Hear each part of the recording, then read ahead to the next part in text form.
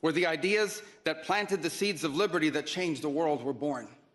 It was here in Europe, which gave the world the rule of law, the universities, and the scientific revolution.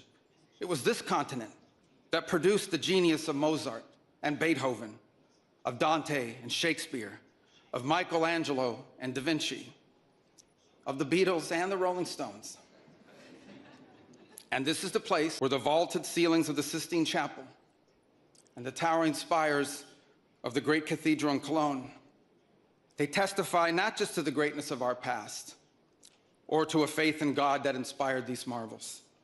They foreshadow the wonders that await us in our future. But only if we are unapologetic in our heritage and proud of this common inheritance can we together begin the work of envisioning and shaping our economic and our political future. This is why we do not want our allies to be shackled by guilt and shame.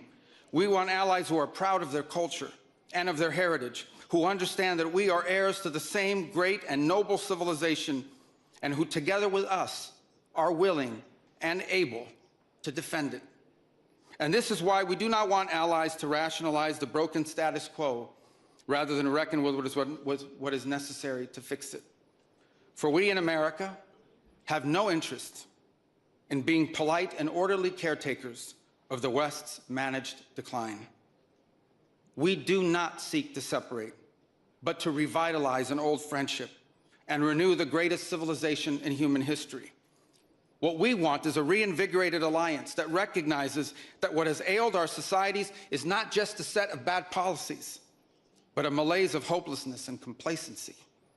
An alliance is the alliance that we want is one that is not paralyzed into inaction by fear. Fear of climate change, fear of war, fear of technology. Instead, we want an alliance that boldly races into the future.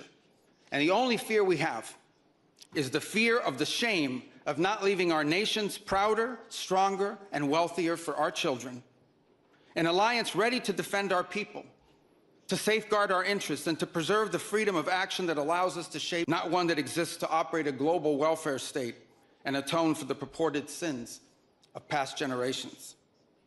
An alliance that does not allow its power to be outsourced, constrained, or subordinated to systems beyond its control.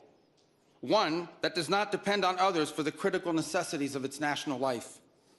And one that does not maintain the polite pretense that our way of life is just one among many, and that asks for permission before it acts. And above all, an alliance based on the recognition that we, the West, have inherited together, what we have inherited together is something that is unique and distinctive and irreplaceable.